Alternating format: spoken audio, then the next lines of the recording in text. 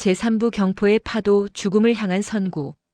강릉으로 향하는 고속버스는 거대한 관과 같았다. 차창 밖으로 흐르는 어둠은 영호가 두고 온 서울의 소음들을 하나씩 지워나갔다. 이 마담이 던진 질문, 당신은 지금 어디에 있나? 라는 물음은 비수가 되어 그의 가슴에 박혀 있었다.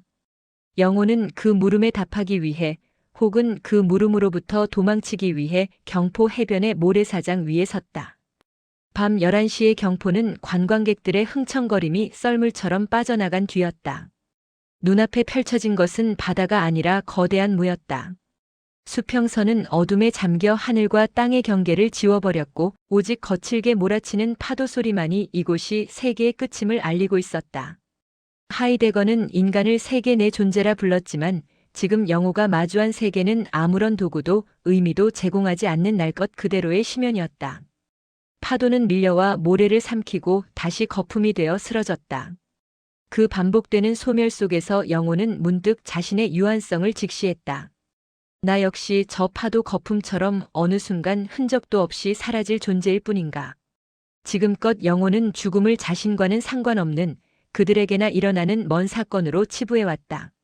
장례식장의 검은 리본으로만 존재하던 죽음이 이제 파도의 포효를 타고 그의 발밑까지 차올랐다.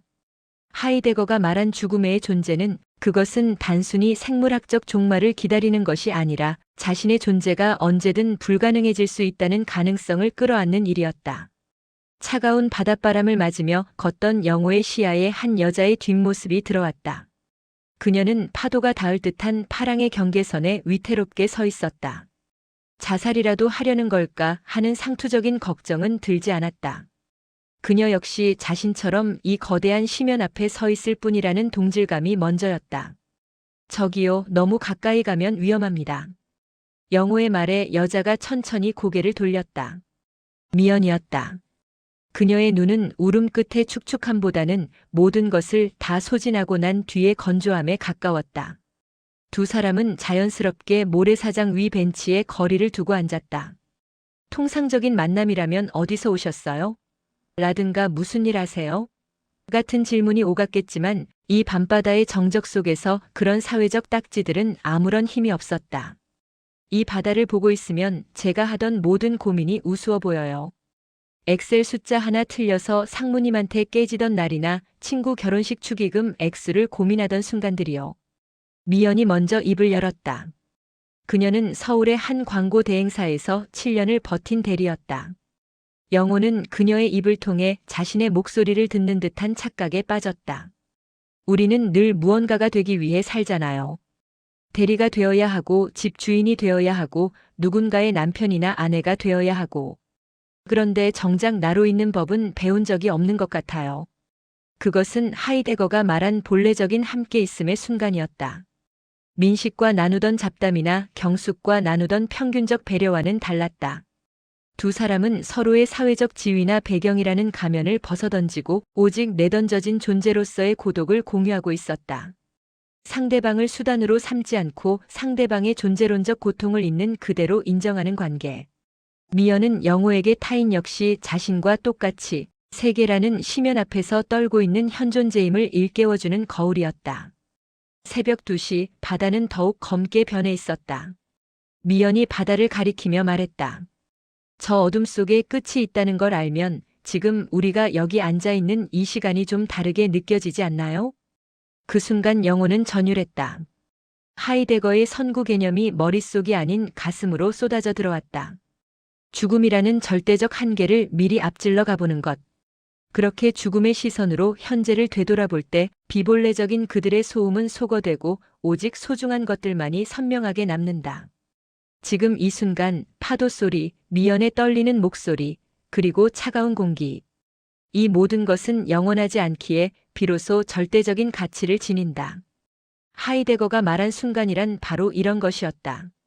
과거의 후회에 발목 잡히거나 미래의 불안에 저당 잡히지 않고 죽음이라는 배경 앞에서 현재의 결단을 내리는 시각. 미연 씨, 저는 돌아가면 조금 다르게 살아보려고 합니다. 환경을 바꿀 순 없겠지만 환경을 대하는 저 자신을 바꿔보려고요.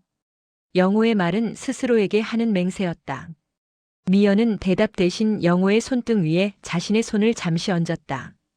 그 접촉은 육체적 욕망이 아니라 죽음이라는 공통의 운명을 짊어진 두 여행자가 나누는 뜨거운 연대였다. 해 뜨기 직전에 박명이 수평선을 따라 가느다란 선을 그었다. 영호는 밤새 자신을 짓눌렀던 불안이 더 이상 파괴적인 감정이 아님을 깨달았다. 불안은 그를 본래적인 자아로 인도하는 길잡이였다. 죽음을 응시할 용기를 가진 자만이 삶의 주인이 될 수 있다는 역설. 미연은 첫 차를 타기 위해 터미널로 향했고 영호는 다시 홀로 바다 앞에 남았다. 하지만 어젯밤의 그 영호가 아니었다. 그는 이제 자신이 죽음을 향한 존재임을 기꺼이 받아들였다. 유한하기 때문에 아름답고 끝이 있기에 매 순간이 결단이어야 함을 그는 파도의 문장으로 읽어냈다. 밤바다의 심연은 더 이상 그를 집어삼킬 듯한 괴물이 아니었다. 그것은 오히려 영호의 삶을 환하게 비추는 어두운 조명이었다. 영호는 모래를 털고 일어났다. 발걸음은 가벼웠으나 단단했다. 이제 그는 그들이 만든 안락한 노예의 삶으로 돌아가는 것이 아니라 자신의 유한성을 기획하여 살아갈 본래적인 전장으로 돌아갈 준비가 되었다. 강릉의 파도는 여전히 높았으나 영호의 내면에는 그보다 더 깊은 정적이 자리 잡고 있었다. 제4부 결단 그리고 시간의 지평. 강릉에서 서울로 돌아오는 버스 안 영호는 창밖으로 스쳐 지나가는 풍경을 응시했다. 회색빛 콘크리트 건물이 하나둘 늘어날수록 어젯밤 경포의 파도 소리는 아득한 환상처럼 멀어져 갔다. 하지만 영호의 가슴 밑바닥에는 어제와는 다른 종류의 무게감이 자리 잡고 있었다. 그것은 도망치고 싶은 중압감이 아니라 자신의 삶을 오롯이 짊어지겠다는 자발적인 하중이었다. 터미널에 내려 지하철역으로 향하는 길은 여전히 인파로 북적였다. 사람들은 약속이라도 한 듯 고개를 숙이고 스마트폰 액정 속으로 침잠해 있었다. 하이데거가 말한 퇴락의 풍경은 여전했다. 하지만 영호는 그들을 비웃거나 연민하지 않았다. 자신 또한 그 세상의 내던져짐의 운명에서 자유롭지 못한 존재임을 인정했기 때문이다. 왔어? 연락도 안 되고 걱정했잖아.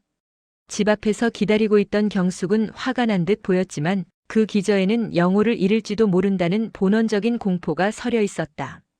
미안해, 경숙아. 정리가 좀 필요했어. 영호의 목소리는 평소보다 낮았지만 훨씬 단단했다. 예전처럼 미안함에 쫓겨 변명을 늘어놓거나 그녀의 눈치를 보며 평균적인 안위를 약속하지 않았다. 영호는 이제 알고 있었다. 경숙이 요구하는 아파트와 자동차는 그녀의 존재론적 불안을 잠재우기 위한 방어기제일 뿐이며 그것들이 결코 인간의 본질적인 허물을 채워줄 수 없음을. 월요일 아침 사무실의 공기는 평소와 다름없이 탁했다. 민식은 커피 잔을 들고 다가와 여느 때처럼 잡담의 포문을 열었다. 야, 김 차장. 너 주말에 어디 갔었냐? 이 과장 퇴사 파티 있었는데 너 없어서 다들 난리였어. 근데 그 과장 말이야, 비트코인 말고도 사실은 처가 쪽에서. 평소 같았으면 영호는 민식의 말에 적당히 맞장구를 치며 그 가벼운 정보의 바다에 자신을 내던졌을 것이다. 하지만 지금의 영호에게 민식의 목소리는 먼 곳에서 들려오는 잡음처럼 들렸다. 영호는 민식의 눈을 똑바로 쳐다보며 미소 지었다. 민식아, 나중에 얘기하자. 지금은 이 보고서에 집중하고 싶어. 민식은 당황한 듯 헛기침을 하며 물러났다. 영호는 책상 앞에 앉아 모니터를 켰다. 그에게 이 사무실은 더 이상 어쩔 수 없이 시간을 파는 곳이 아니었다. 하이데거가 말한 선구적 결단은 산속으로 숨어드는 것이 아니라 자신이 처한 일상의 한복판에서 죽음이라는 한계를 의식하며 자신의 가능성을 기획하는 일이다. 영호는 결제 서류를 집어들었다. 이 종이 뭉치는 이제 단순한 도구가 아니었다. 자신의 유한한 생명의 일부가 투여되는 지금 이 순간의 유일한 현장이었다. 그는 결과에 연연하거나 타인의 평가에 흔들리는 대신 자신이 선택한 이 행위 자체에 온전한 실제감을 부여하기 시작했다. 죽음을 등 뒤에 둔 사람에게 대충 보낼 수 있는 시간이란 존재하지 않았다. 점심시간 영호는 이 마담의 카페 리히퉁을 다시 찾았다. 카페 안은 여전히 고요했고 햇살은 빈터 위로 따스하게 내려앉아 있었다. 이 마담은 차를 내오며 영호의 얼굴을 가만히 살폈다. 표정이 좋아졌네요. 바다에 당신의 그들을 좀 버리고 왔나 보지. 버린 게 아니라 데리고 돌아왔습니다. 다만 예전처럼 무겁지는 않네요. 영호의 대답에 이 마담이 고개를 끄덕였다. 영호는 비로소 시간성의 의미를 깨닫고 있었다. 하이데거에게 시간이란 과거, 현재, 미래가 분절된 것이 아니라 하나의 지평으로 얽혀 있는 것이다. 영호는 자신이 살아온 구차한 과거를 부정하지 않았다. 그것은 오늘의 자신을 있게 한 토양이었다. 또한 다가올 미래의 죽음을 외면하지도 않았다. 오히려 그 죽음을 향해 미리 달려가 오늘이라는 현재를 어떻게 채워야 할지 결정할 수 있게 되었다. 저는 이제 제가 죽을 존재라는 사실이 무섭지 않습니다. 오히려 그 사실 덕분에 지금 마시는 이 차가 얼마나 뜨거운지, 당신과 나누는 대화가 얼마나 기적인지 느낄 수 있게 됐거든요. 그것은 하이데거가 말한 시간의 지평 위에서 거두어들인 깨달음이었다. 미래로부터 다가와 과거를 짊어지고 현재 속에서 살아가는 것. 영호는 이제야 비로소 시간의 흐름에 떠내려가는 조각배가 아니라 그 흐름의 방향을 결정하는 항해사가 되는 첫 발을 내딛고 있었다. 퇴근길 영호는 지하철역 계단을 오르다 멈춰섰다. 서산으로 넘어가는 붉은 노을이 빌딩 숲 사이를 가로질러 그의 발밑을 비추고 있었다. 사람들은 여전히 바쁘게 지나갔지만 영호의 주변만은 시간이 멈춘 듯 정적에 휩싸였다. 그는 가방 안에서 작은 수첩을 꺼냈다. 그리고 첫 페이지에 이렇게 적었다. 나의 죽음은 나만이 죽을 수 있는 것이다. 그러므로 나의 삶 또한 나만이 살 수 있는 것이어야 한다. 경숙에게서 메시지가 왔다. 아파트 청약 가점에 관한 불평이었지만 영호는 이번엔 짜증 대신 다정한 답장을 보냈다. 그녀의 불안을 자신의 평화 안으로 끌어안기로 한 것이다. 영호는 다시 걷기 시작했다. 지하철역 출구는 숲속의 환한 빈터인 리히퉁처럼 보였다. 어둠이 내리기 직전에 가장 찬란한 빛이 그를 감싸고 있었다. 그는 더 이상 그들의 그늘 아래 있지 않았다. 그는 자신의 유한성을 등불 삼아 오늘이라는 단 한 번뿐인 지평을 향해 뚜벅뚜벅 걸어 들어갔다.